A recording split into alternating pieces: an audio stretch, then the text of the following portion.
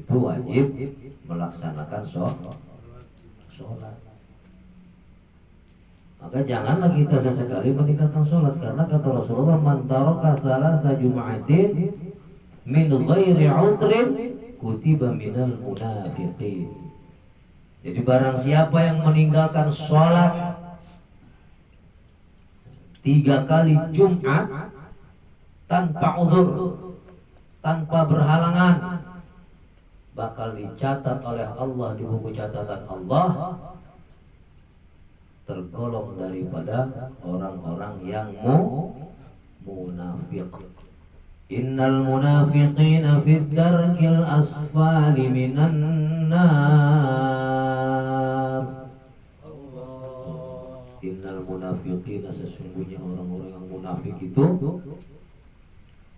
adanya apa? Di bawah aspal yang paling bawah, yaitu daripada api neraka. Dicatat oleh Allah karena sabab kita meninggalkan sholat Jumat tanpa udzur, maka dicatat tergolong orang-orang yang munafik. Udzur syar'i itu ketika bepergian jauh, ketika marid, ketika sakit yang sangat, kalau masih sakit pusing, sakit gigi, mules, ya itu tidak termasuk udzur syar'i. Kalau yang sakitnya udah lumpuh tuh, stroke, nah, itu masuk udzur syar'i. Kemudian hujan lebat. Hujan lebat itu ciri-cirinya ketika kita melangkah kaki, baik kanan maupun kiri, ketika langkah kita kaki ini angkat dari bumi, langsung tidak terlihat, langsung tertutup air. Nah itu yang dimaksud hujan yang sangat lebat. Itu hujan yang sangat lebat, maka itu masuk udzur syar'i. Boleh kita tidak meninggalkan sholat. Caranya gimana? Kalau kita nggak sholat karena udzur, karena halangan, qadha dengan cara sholat zuhur. Tapi kalau kita adanya di Bandung nih, di Bandung Nanamu, pas sampai Solo baru setengah 12. Setelah jam 12 Jum'ah, wajib kita Jum'ah. Karena kita sudah ada di rumah orang, di kampung orang, itu udah bertamu di rumah orang. Ikuti ibadah daripada orang kampung itu sendiri untuk melaksanakan Jum'ah. Jadi ciri-ciri hujan besar itu, kalau melangkahkan kaki kita, itu telapak kaki kita langsung airnya itu menutup telapak kaki kita, maka itu yang disebut hujan yang sangat lebat.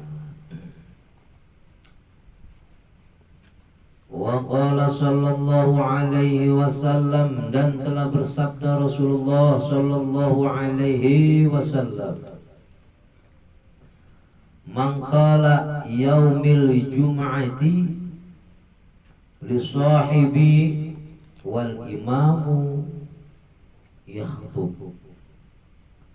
Dan telah bersabda Rasulullah sallallahu alaihi wasallam, mangkala, barang siapa yang mengucapkan yaumil jum'ati, atau yang berbicara yaumil jum'ati, pada hari Jumat, li sahibihi, kepada siapa? Kepada sahabat kita, teman-teman kita yang di samping, kanan kiri kita, belakang depan kita.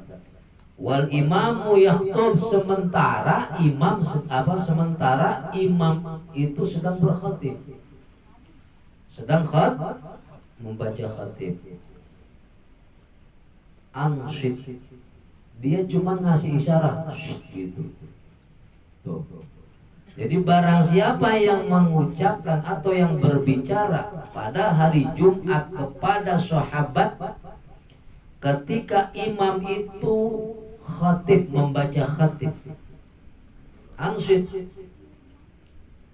dia diam, au takallam, atau berbicara, au abitha, atau dia main-main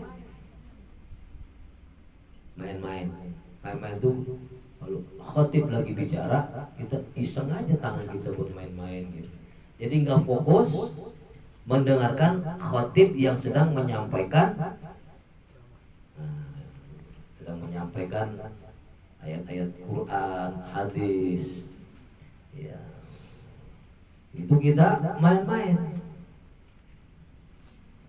Au asyara biyadi, atau dengan isyarah dengan tangannya begini gitu. Atau nyolek gitu, jangan ngomong gitu maksudnya. Faqad lagha, maka sesungguhnya ia hampa, ia kosong. Daripada apa? Daripada Jum'ah. Wa man lagha fala jum'ata lahu.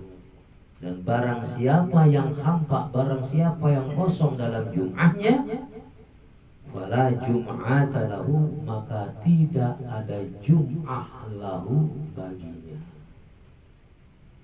Jadi kalau kita khotib lagi berbicara, kita ada anak-anak atau ada teman kita ngasih, jangan ngomong maksudnya, jangan bercanda maksudnya, atau kita ngomong, diam kamu, jangan bercanda, gitu. Ya. Kita ngasih tahu sama teman kita yang di depan, belakang, kanan, kiri kita, itu tidak ada Jum'ah baginya. Maka hadis ini kalau di kampung-kampung itu masih dibaca, tapi kalau di Jakarta sudah tidak dibaca, jarang yang baca. Maksud dan tujuannya mengingatkan untuk jamaah sholat Jumat itu supaya ketika khatib itu berbicara, semua diam, jangan ada yang berbicara satupun terkecuali mendengarkan khatib bicara. Bahkan zikir pun di situ tidak boleh. Sudah khusus saja kita mendengarkan sebagai mustami, mendengarkan khatib menyampaikan ayat-ayat suci Al-Quran dan hadis. Jadi kan kebanyakan sampai ketiduran, ya kan? Di Jakarta mah rata-rata nggak dibaca nih hadis ini. Langsung aja ketika Jumat setelah adzan sholat sunnah Jumat, langsung dia innallaha wa malaikatahu yusholluna 'alan nabi ya ayyuhalladzina amanu shallu 'alaihi wa sallimu taslima. Tuh si Bilal ngasih isyarat tangannya sama khatib. Nah, naik mimbar. Padahal itu sangat penting. Hadis ini dibacakan oleh siapa? Oleh Bilal. Dibacakannya dilanggamkan gitu.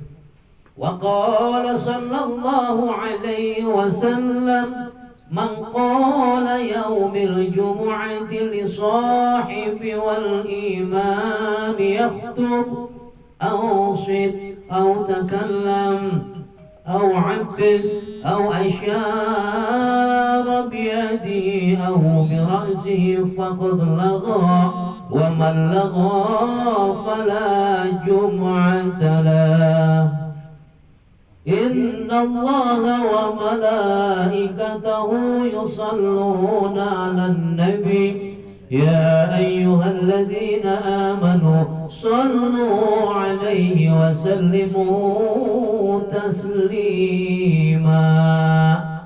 Tuh baru tuh khotib bangun naik mimbar salam. Assalamualaikum warahmatullahi wabarakatuh. Ada juga khotib yang langsung dia khotib, ada juga khotib yang setelah salam lalu kemudian azan lagi. Ada yang gak langsung baca khatib, dia bicara dulu menyampaikan. Kan ada khatib itu yang pengen banyak bicara, ada yang pengen cepat.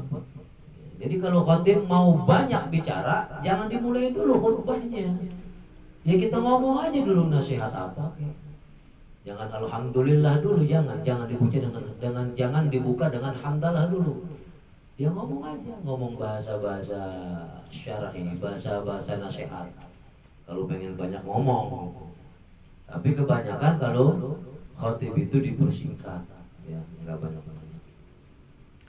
Jadi barang siapa yang berkata, mengucapkan, ngomong pada hari Jumat kepada temannya sementara khatib sedang berbicara, dengan isyarat, dengan pembicaraan, dengan isyarat kedua tangannya, maka ia hampa, kosong daripada Jumat. Barang siapa yang kosong Jumatnya, maka fala Jum'atalah, tidak ada Jumat lahu baginya. Nah, ini kadang-kadang ya itu sampai ngantuk gitu. Ada nggak dengerin, nggak fokus gitu, ngantuk, tidur. Nah, tidurnya ya begini sila. Ada yang kakinya ngelonjor, ada sila begini juga kalau duduknya sampai nunduk ke bawah gini, itu batal wudunya.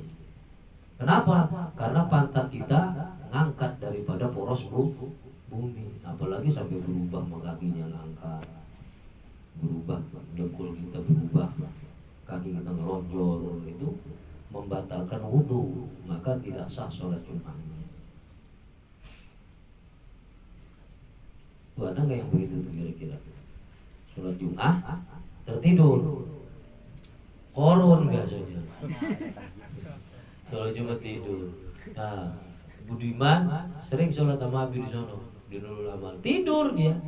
Dilirik kok tidur dia orang, tapi tidurnya emang lurus, dia duduknya begini nih, enggak begini, enggak nunduk banget. Karena ada yang ketiduran sampai jidanya mau mentok ke bumi, ngangkat ini pantatnya, batal wudunya, maka batal pula sholatnya, tidak diterima dalam sholatnya itu.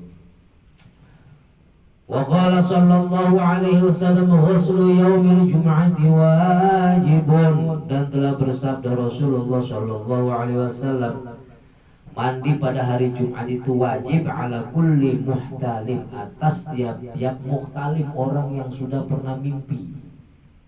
Mimpi dalam artian keluar air sperma, air mani, baik laki-laki maupun perempuan. Karena di dalam mandi perkara sholat Jumat ini bukan hanya laki-laki yang disunahkan, bahkan ini kata Rasulullah wajib. Jadi kalau ibu-ibu hari Jumat tetap ambil sunnahnya, pagi mandi. Mandi apa? Mandi Jumat. Habis mandi siapin tuh baju, sarung, sorban buat suami. Untuk apa? Untuk melaksanakan sholat Jumat. Pulang dari sholat Jumat, istri jangan sampai ngayap, ada di rumah nungguin suami pulang sholat Jumat. Kenapa? Karena sholat Jumat itu adalah hari raya. Setiap Jumat itu lebaran. Sayyidul Ayyam. Jumat itu rajanya daripada hari. Sayyidul Ayyami yaumil Jum'ah. Jadi rajanya hari itu hari Jum'ah. Karena di dalam Jum'ah itu, hari Jumat itu lebih baik daripada bulan atau lebaran Idul Adha atau lebaran Idul Fitri. Dan pada hari Jumat itu juga Allah ciptakan Nabi Adam.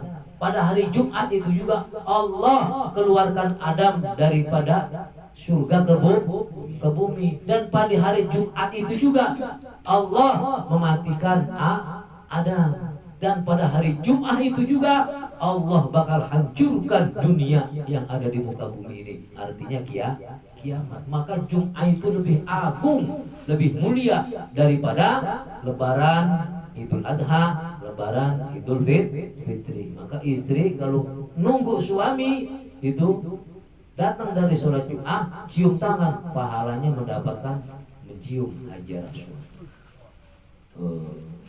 Mencium hajar aswad. Nah, ini kadang-kadang laki sholat Jumat, bini memotoran. Ngayap. Memotoran. Ini kalau motornya adem.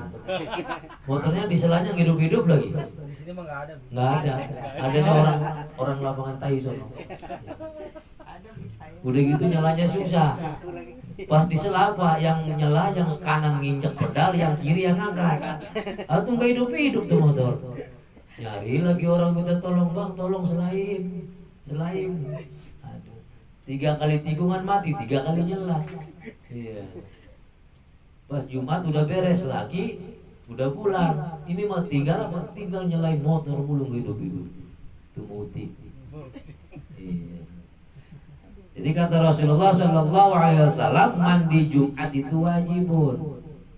tiap-tiap orang yang sudah mukallaf, yang sudah balik ukurannya. Karena tanda-tanda balik itu alamatul bulugh, itu alamat tanda-tanda balik itu pada usia 15 tahun dan pada usia 9 tahun bagi laki-laki dan perempuan, bagi yang mimpi ketika tidur bagi perempuan dan laki-laki. Tapi bagi perempuan apabila usia 9 tahun ia keluar kecap, itu juga sudah balik.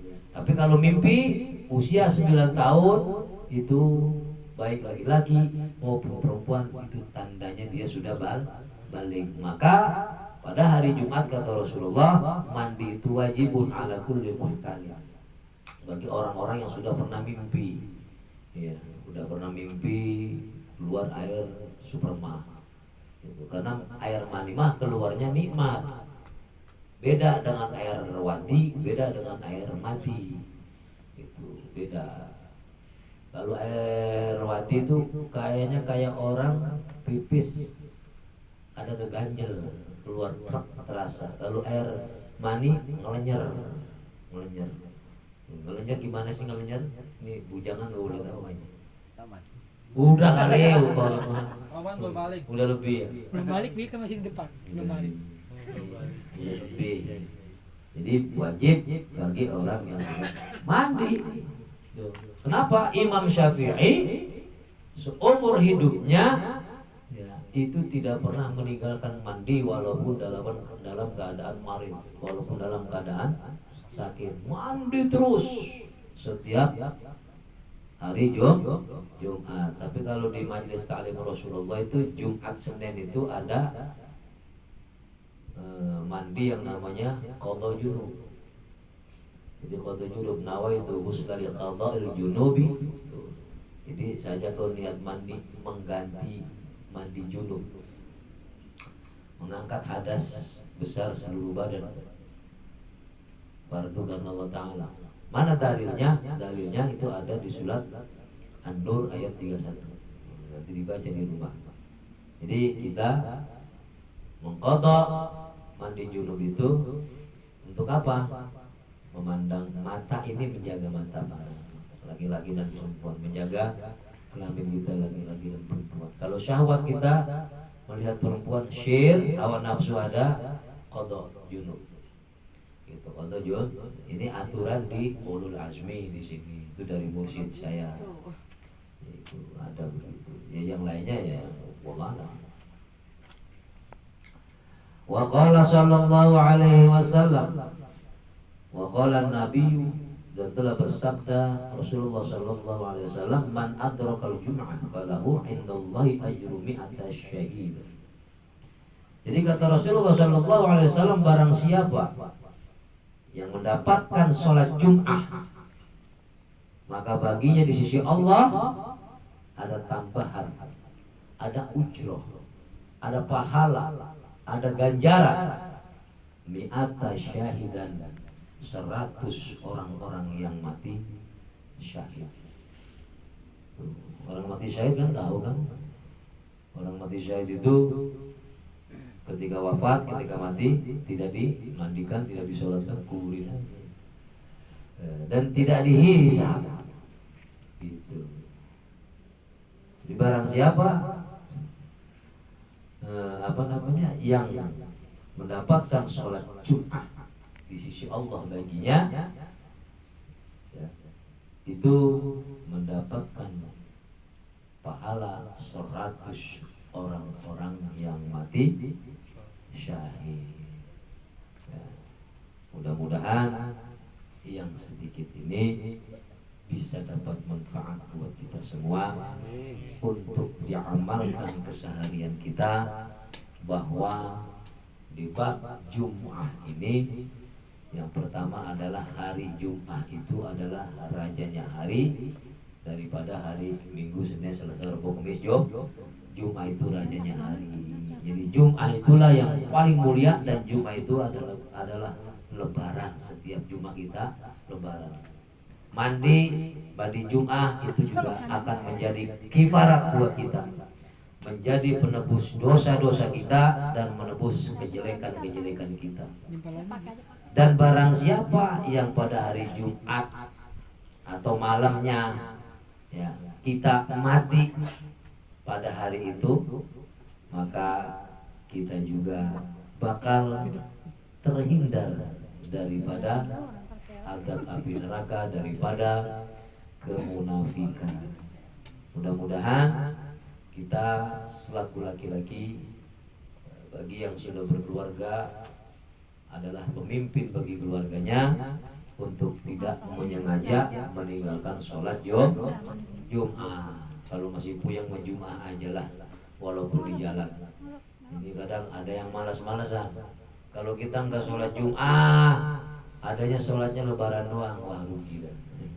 Rugi. Maka yang pertama kita utamakanlah sholat dan sholat. Baik perjalanan kita tetap kita sholat, baik amalia kita tetap kita sholat. Jelek perjalanan kita tetap kita sholat, jelek amalia kita, perbuatan kita tetap kita sholat.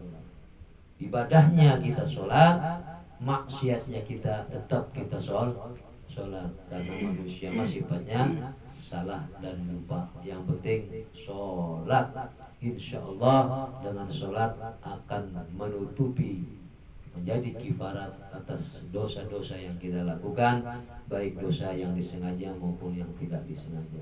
Terutama fadilah daripada Jum'ah itu, terutama kita janganlah sampai meninggalkan sholat Jum'ah, karena sholat Jum'ah adalah penghulu daripada hari Jum'ah dan banyak keutamaan dan fadilahnya. Demikian nanti untuk minggu depan insyaallah Al-Babul Hadi Asyara fi Fadilatil Masajid, bab yang ke-11 itu akan menerangkan tentang keutamaan masjid. Wallahu a'lam bishawab. Assalamualaikum warahmatullahi wabarakatuh. Waalaikumsalam.